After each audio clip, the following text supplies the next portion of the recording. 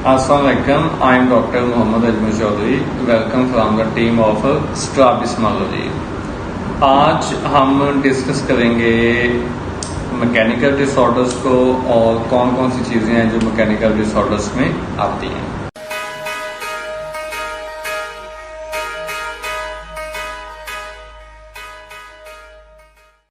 पहले हम डिस्कस करते हैं कि what is mechanical disorder. Mechanical disorder basically एक ऐसा डिसऑर्डर होता है जिसमें मसल्स की रिलैक्सेशन, कॉन्ट्रैक्शन या उनकी जो फ्री मूवमेंट होती है वो रिस्ट्रिक्टेड होती है या लिमिटेड होती है। आसान जुबान में patient is not able to freely contract, relax और freely move the eyeball. This is known as a mechanical disorder. कुछ पॉजिटिव फैक्टर्स होते हैं जिसकी वजह से जो मसल होता है वो कॉन्ट्रैक्ट या रिलैक्स या फ्री मूवमेंट नहीं कर पाता। उसको हम क्या कहते हैं? मैकेनिकल रिस्ट्रिक्शन या मैकेनिकल स्ट्रैबिस्मस। अब मैकेनिकल जो रिस्ट्रिक्शन होती है या लिमिटेशन ऑफ एक्स्ट्राओकुलर मोटिलिटी है वो बेसिकली टू टाइप्स की होती है। उसको हम डायरेक्ट भी कहते हैं और इनडायरेक्ट भी कहते हैं। डायरेक्ट मैकेनिकल जो रिस्ट्रिक्शन है वो बेसिकली वो रिस्ट्रिक्शन होती है जिसमें limitation is opposite gaze of the affected muscle. Suppose blowout fracture हुआ, ब्लॉड फ्रैक्चर में आपका जो मीडियल रेक्टस है वो क्या हो गया? इंट्रैप हो गया, फंस गया अंदर। ठीक है, तो जो लिमिटेड जो मोटिलिटी है वो आपको क्या मिलेगी? एबडक्शन। अब एबडक्शन में कौन सा आपका मसल है? लेटरल रेक्टस, वो बिल्कुल ठीक है। आपका फाल्टी मसल कौन सा है? मीडियल रेक्टस है। लेकिन आपको लिमिटेशन किसकी मिल रही है? लेटरल रेक्टस की। एबडक्शन डेफिसिट मिल रहा है। इसको हम क्या कहते हैं? डायरेक्ट मैकेनिकल स्ट्रैबिस्मस, जिसमें क्या होता है कि बेसिकली जो लिमिटेशन है वो ऑपोजिट टू इफेक्टेड साइड मिलेगी। एक होता है इनडायरेक्ट। इनडायरेक्ट का मतलब ये होता है कि जब posterior insertion of the muscles होती है, जो मसल्स होता है अपनी इंसर्शन से थोड़ा सा पीछे इंसर्टेड होता है एनाटॉमिकली या मल्टीपल फैक्टर्स की वजह से, हम लेटर ऑन डिस्कस करेंगे। तो उस केस में क्या होता है कि आपको जो इफेक्ट है उसी केस में मिलेगा जो साइड जो है वो इफेक्टेड होती है। अब मैकेनिकल स्ट्रैबिस्मस के कुछ की पॉइंट्स हैं, वो की पॉइंट्स आपने हमेशा दिमाग में रखने हैं। सबसे पहला की पॉइंट है abnormal head posture and angle of deviation. Again I am repeating, abnormal head posture and angle of deviation both are very small. That means कि एंगल ऑफ डेविएशन और एबनॉर्मल हेड पोस्चर जो होता है बहुत ज्यादा most obvious नहीं होता, minimal angle of deviation होता है। Second factor, duction and versions are equally effective. That means कि जितनी मोटिलिटी की लिमिटेशन आपको डक्शन पे मिलेगी उतनी ही लिमिटेड मोटिलिटी आपको वर्जन्स पे मिलेगी, जबकि न्यूरोलॉजिकल डिसऑर्डर्स में ऐसा नहीं होता। न्यूरोलॉजिकल डिसऑर्डर्स में डक्शंस ऑलवेज बेटर देन वर्जन्स। ये हम शॉर्ट्स में ऑलरेडी एक्सप्लेन कर चुके हैं और हमारी सेपरेट जो वीडियो है वो भी इस पे ऊपर डॉक्यूमेंटेड है। फिर ये होता है कि जब आप एक्स्ट्रा ऑकुलर मोटिलिटी करवाएंगे तो पेशेंट में experience a pain in mechanical restriction. जब आप रिस्ट्रिक्टेड साइड पे उसकी मोटिलिटी करवाएंगे या ऑपोजिट गेज पे उसको लेके जाएंगे तो हो सकता है कि उस गेज पे पेशेंट जो है वो अपनी जो है वो पेन एक्सपीरियंस करे। अब हम आ जाते हैं इसमें, इसके कुछ कॉन्जेनिटल डिसऑर्डर्स होते हैं और कुछ एक्वायर्ड डिसऑर्डर्स होते हैं। हमारा आज जो मेन टॉपिक ऑफ डिस्कशन है वो है डुएन्स रिट्रैक्शन सिंड्रोम। पहले हमने मैकेनिकल डिसऑर्डर्स को बताया कि मैकेनिकल डिसऑर्डर होता क्या है, डायरेक्ट कौन सा होता है, इनडायरेक्ट कौन सा होता है। उसमें मोस्टली जो की पॉइंट्स जो कुछ सीधा जो थे वो हमने डिस्कस किए हैं। अब हमारा जो मेन टॉपिक है वो है Duane's retraction syndrome. What is Duane's retraction syndrome? इसकी कुछ ओवरव्यू में आपको बता देता हूँ। सबसे पहले कि ये मोस्ट कॉमनली जो है वो फीमेल्स में होता है। लेफ्ट आई ज्यादा इफेक्टेड होती है और ये यूनिलेटरल भी हो सकता है और बाइलेटरल भी हो सकता है।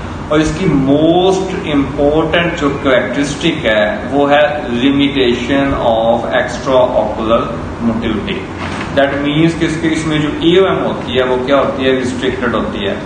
इसकी दो क्लासिफिकेशन है, एक को हम हुबल कहते हैं, दूसरी को हम ब्राउन कहते हैं। हुबल में क्या होता है कि हम इसको लेबल करते हैं type 1, type 2 and type 3, whereas in Brown we label A, B and C। अब ये जो क्लासिफिकेशन है ये बेस करती है को-इनर्वेशन थ्योरी पे। Even you can check the muscle potential with the help of electromyography, जिसे हम EMG भी कहते हैं। अब हम पहले अंडरस्टैंडिंग डेवलप करते हैं कि limitation of extra ocular motility होती क्यों है, क्या रीजन है, क्या कारण है कि जिसकी वजह से जो एक्स्ट्रा ऑकुलर मोटिलिटी है वो क्या हो जाती है, लिमिटेड हो जाती है। तो इसको समझने से पहले में हम एक्सप्लेन करते हैं कि को-इनर्वेशन थ्योरी है क्या। पहले हम डिस्कस करते हैं लेटरल वेक्टर्स को, फिर डिस्कस करेंगे मीडियल वेक्टर्स को। In case of Duane's retraction syndrome, medial rectus muscle is tendon short, inelastic, fibrosed, or abducent nerve nucleus is if hypoplastic, aphasia or atrophy। That means that due to some or other reason या तो lateral rectus जो muscle है वो faulty है या उसका जो nucleus है वो फाल्टी है, जिसकी वजह से 100% जो इनर्वेशन है वो लेटरल रेक्टस को नहीं पहुंच पाती। दैट मीन्स कि उसकी जस्ट 5 to 10% या 15 to 20% मैक्सिमम इतनी इनर्वेशन होगी। बाकी की जो 80% इनर्वेशन है वो लेटरल रेक्टस को नहीं पहुंच पा रही। क्लियर। नेक्स्ट अब आप मूव कर जाते हैं मीडियल रेक्टस को। मीडियल रेक्टस को कौन सी नर्व सप्लाई करती है, थर्ड नर्व। ठीक है। अब थर्ड नर्व के टू पार्ट्स होते हैं, एक इसकी सुपीरियर ब्रांच होती है, एक इसकी इंफीरियर ब्रांच होती है। जो सुपीरियर ब्रांच है वो सप्लाई करती है सुपीरियर रेक्टस को, लेटरल कर्पिकुलर सुपीरियरस को, सिलियन मसल्स को। जो इंफीरियर ब्रांच है, जो इसकी बाइफर्केशन ब्रांच है, वो सप्लाई करती है मीडियल रेक्टस को, इंफीरियर ओब्लिक को एंड इंफीरियर रेक्टस को।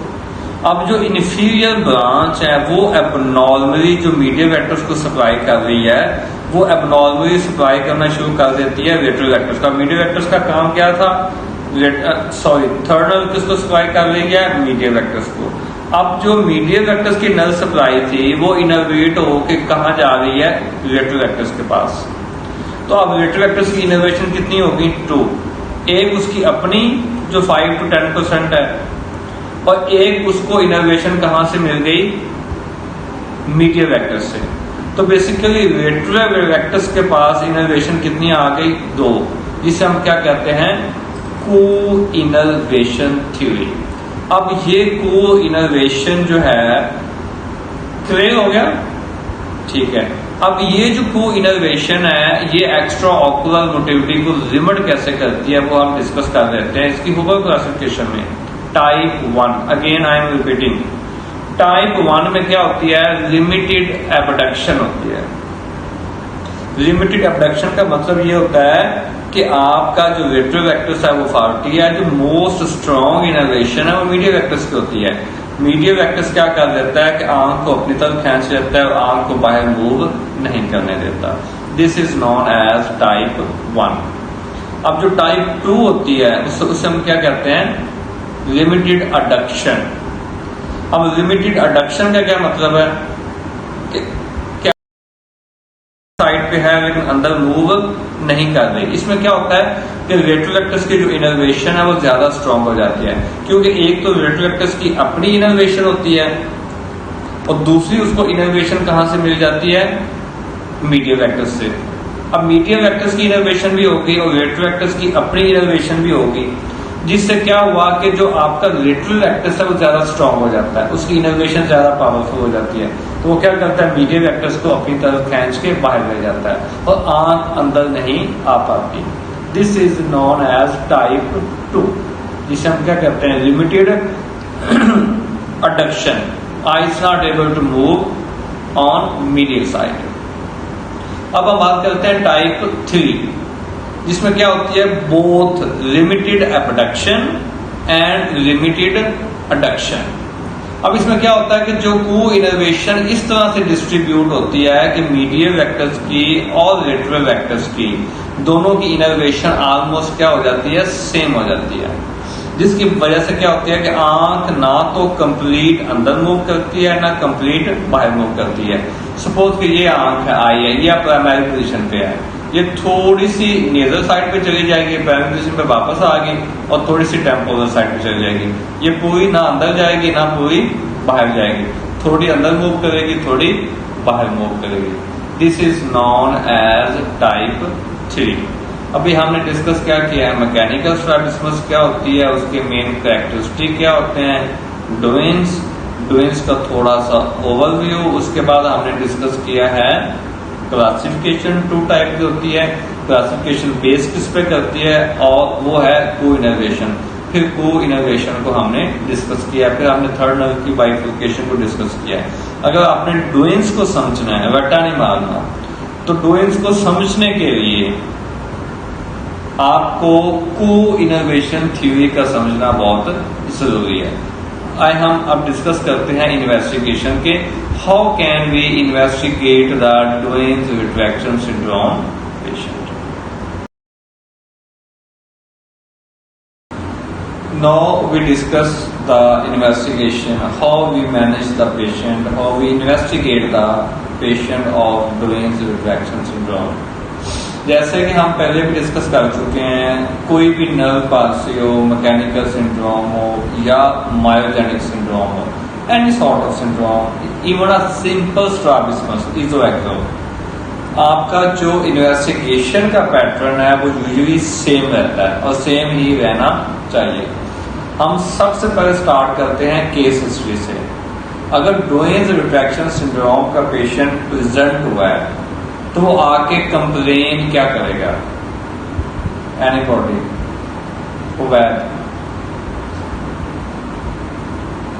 वो कंप्लेन ये करेगा कि हमारा बच्चा सर टेढ़ा करता है या इसकी जो आईज है वो लेटरल साइड पे मूव नहीं करती। जब इसने थोड़ा सा बाहर को देखना होता है तो ये क्या करता है, अपना सर मूव करता है, इसकी आंखें मूव नहीं करती। या हमारा जो बच्चा है वो क्या करता है, सर टेढ़ा करके देखता है, लाइक यूं या यूं या यूं, कोई भी अबनॉर्मल हेड पोस्चर हो सकता है। तो ये हम डिस्कस करेंगे आगे जाकर कि अबनॉर्मल हेड पोस्चर होते कितनी टाइप्स के हैं। तो केस हिस्ट्री उसकी ये होगी। यूजुअली वो एंगल ऑफ डेविएशन के आके कंप्लेन यूजुअली पेशेंट जो है वो कम करते हैं। मतलब पेशेंट आके ये कंप्लेन नहीं करेगा कि हमारे बच्चे की आंखें टेढ़ी होती हैं, क्योंकि इसमें यूजुअली जो एंगल ऑफ डेविएशन होता है वो कम होता है। मैक्सिमम कितना होगा, कोई 20% डॉक्टर तक हो जाएगा। हमने अपने क्लिनिकल एक्सपीरियंस में जितने पेशेंट देखे हैं उनका जो मैक्सिमम है वो कोई 12, 14, 15, मैक्सिमम 20% डॉक्टर के हमने देखे हैं। इससे ज्यादा का हमने एंगल ऑफ डेविएशन नहीं देखा। ये तो है केस हिस्ट्री। केस हिस्ट्री के बाद जो सेकंड स्टेप है वो कौन सा आता है, विजुअल एक्यूटी का। हम क्या करेंगे, विजुअल एक्यूटी लेंगे। और डोइंस रिट्रैक्शन सिंड्रोम के पेशेंट में यूजुअली एम्ब्लायोपिया इज अनकॉमन। क्यों? क्योंकि एंगल ऑफ जो डेविएशन होता है वो कम होता है और 15-20% डॉक्टर को यूजुअली जो पेशेंट है वो डेवलप कर लेता है ARC, abnormal retinal correspondence. Abnormal retinal correspondence is that state of correspondence in which patient managed to see the four lights in one for dot test and complete segmented cross with source of light in the center on backlinear striated glasses. तो monocular जो function होते हैं वो भी क्या होते हैं, usually good होते हैं। विजुअल पोटेंशियल जो है वो अच्छा होता है और अनटिल अनलेस के कोई लॉन्ग स्टैंडिंग यूनिलेटरल स्ट्रैबिस्मस ना हो या अनकरेक्टेड रिफ्रैक्टिव एरर ना हो, जिसकी वजह से जो है वो एम्ब्लायोपिया या रिडक्शन ऑफ विजुअल एक्यूटी हो सकती है। अदरवाइज इसमें ज्यादा विजन का रोल नहीं होता। जो सेकंड पॉइंट है, थर्ड पॉइंट है, वो है कवर टेस्ट। कवर टेस्ट का प्रिंसिपल क्या होता है मोमिन? फिक्सेशन। और हमेशा याद रखें कि कवर टेस्ट में मोस्टली लोग कहते हैं जब बच्चे चेक कर रहे होते हैं तो मूवमेंट कुछ और होती है या मैनेज डायग्नोसिस कुछ और होती है, जब एग्जामिनर देखता है या उनका सुपरवाइजर देखता है तो वो कुछ का कुछ और होता है। रीजन इज दैट के स्टूडेंट्स क्या करते हैं, यूजुअली कॉपरेशन नहीं लेते। जो पीजी ट्रेनिंग होते हैं वो कॉपरेशन नहीं लेते, पेशेंट को प्रॉपरली फिक्सेट नहीं कराते। जब तक आप पेशेंट को प्रॉपरली फिक्सेट नहीं कराएंगे, you are not able to get the required information from the cover test. तो हम पेशेंट को फिक्सेट करवाएंगे तो कवर टेस्ट जब करेंगे तो कवर टेस्ट पे हमें वही मिलेगा eso exo, depending upon the type of the Duane's retraction syndrome. You can get esotropia in type 1, exotropia in type 2, and in type 3 so on. You may perceive eso or exo, but you are not able to perceive even the both at the same time. जो fourth point है वो है extra ocular motility. जो main है और जो interesting point है इसका डोयेंस रिट्रैक्शन सिंड्रोम का वो है एक्स्ट्रा ऑकुलर मोटिलिटी। इसमें आप क्या देखते हैं कि इसमें जो मसल सीक्वली होती है वो फुली डेवलप होती है, आपने मसल सीक्वली निकालनी होती है, एक बात। दूसरी बात, इसमें अप शूट और जो डाउन शूट्स होते हैं, up shoot are more common as compare to down shoots, और ये जो मोस्टली होते हैं अडक्शन पे होते हैं। इसके अलावा इसमें narrowing of the palpebral fissure होती है ऑन अडक्शन। जब आप पेशेंट को दिखाते हैं ऑन अडक्शन पे जब आता है तो उसकी जो पैल्पेब्रल फिशर होता है वो नैरो हो जाता है। जब आप उसको एबडक्शन पे लेके जाते हैं तो उसका पैल्पेब्रल फिशर होता है वो वाइड हो जाता है। अपशूट में आपको दोबारा बता दूं, अगर अपवर्ड एलिवेशन ऑफ द आई को तो हम एलिवेशन भी कहते हैं, तो अपशूट में और सिंपल एलिवेशन में फर्क क्या होगा? एलिवेशन में तो ये होता है कि आप एलिवेशन पे आप पेशेंट को ऊपर टारगेट देते हैं तो पेशेंट की जो आईज है वो ऊपर मूव कर जाती हैं। This is known as elevation, simple elevation. Whereas in case of upshoot और downshoot, upshoot में क्या होता है, जब आप पेशेंट को लेटरल साइड पे दिखा रहे होते हैं, लेटरल साइड से जैसे ही आपकी जो आई की मूवमेंट, आपकी जो आई है प्राइमरी पोजीशन में आती है, प्राइमरी पोजीशन में आके आंख क्या फॉर्म ऊपर शूट कर जाती है और आई बाहर से यूं आई ये आ रही थी। जब मिड लाइन पे आई है, सेंटर ऑफ ऑर्बिट में आई है तो आई ऊपर चली गई है। This is known as upshoot. इसी तरह अगर आई लेटरल साइड से आई है तो यहाँ आके वो नीचे मूव कर गई है तो this is known as a downshoot. Upshoot, downshoot, narrowing of the palpebral fissure, widening of the palpebral fissure and limitation of extraocular motility, limited abduction, adduction, ये दोनों हो सकती हैं। वो डिपेंड करता है को इनर्वेशन थ्योरी पे, मीडियल को कितनी इनर्वेशन जा रही है या लेटरल को कितनी इनर्वेशन जा रही है। एक इसमें जो इम्पोर्टेंट फैक्टर आता है वो आता है ग्लोब रिट्रैक्शन, जिसे हम ब्राइडर एंड रीच फिनोमेना भी कहते हैं। ग्लोब रिट्रैक्ट करता क्यों है? बेसिकली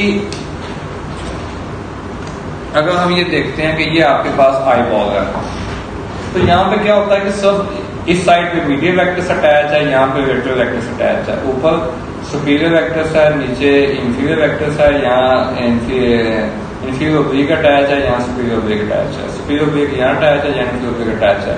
दैट मीन्स सिंपल जो है वो सिर्फ आपके मीडियल वेक्टर्स और लेटरल वेक्टर्स अटैच नहीं होते, बाकी के मसल्स भी अटैच होते हैं।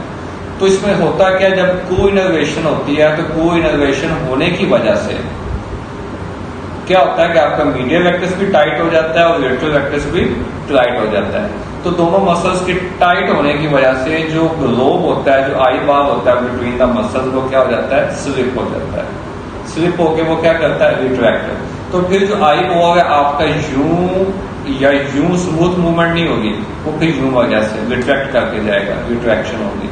This is known as a globe retraction, या हम इसे क्या कह सकते हैं, ब्राइडर एंड रीच फिनोमेना कहते हैं। ए बी पैटर्न भी हो सकते हैं, डिपेंड करता है ट्रीटमेंट, डिफरेंट जगहों पर डिफरेंट लिखा हुआ है। कहीं लिखा हुआ है ए पैटर्न मोस्ट कॉमन होता है, कहीं लिखा हुआ है बी पैटर्न मोस्ट कॉमन होता है, लेकिन ए एंड बी पैटर्न होते हैं। इस चीज की आपको इन्फॉर्मेशन होनी चाहिए। कन्वर्जेंस अगर लिमिटेड आपकी अगर आपकी लिमिटेड अडक्शन है तो यूजुअली क्या होगी, जो कन्वर्जेंस है वो आपकी पुअर होगी, कन्वर्जेंस तो बहुत ज्यादा अच्छी नहीं होगी। आगे हम बात करते हैं उसकी बाइनोकुलर फंक्शन की, पीएसवी की। बाइनोकुलर फंक्शन का स्टेटस कैसा होगा? एनीबॉडी? अच्छा होगा। अच्छा होगा। क्यों अच्छा होगा भट्टू साहब? इसलिए अच्छा होगा क्योंकि इसमें जो एंगल ऑफ डेविएशन होता है वो क्या होता है, कम होता है। फिर इसमें क्या होता है, सप्रेशन नहीं होती।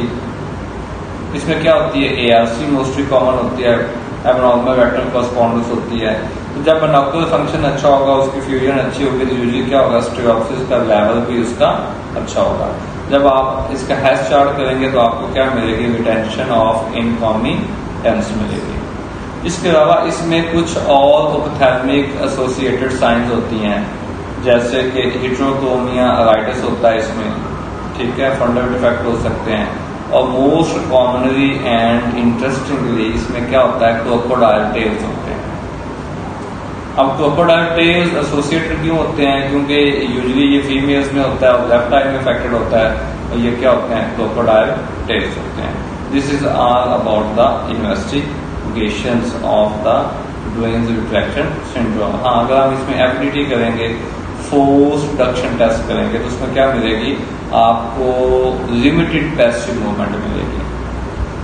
अब एफडीटी करते कैसे हैं, उसका जो पूरा प्रोटोकॉल और प्रोसीजर हमने एक सेपरेट वीडियो में अपलोड किया है, आप लोग वो वीडियो यूट्यूब से या हमारे इंस्टा के अकाउंट से देख सकते हैं। अब हम आते हैं इसकी मैनेजमेंट पे, कि ये सब इन्वेस्टिगेट हो गया, उसकी टाइप्स हो गई, या टाइप 1 है, 2 है या 3 है, हम इसको मैनेज कैसे करते हैं। नेक्स्ट हम इंशाल्लाह इसकी मैनेजमेंट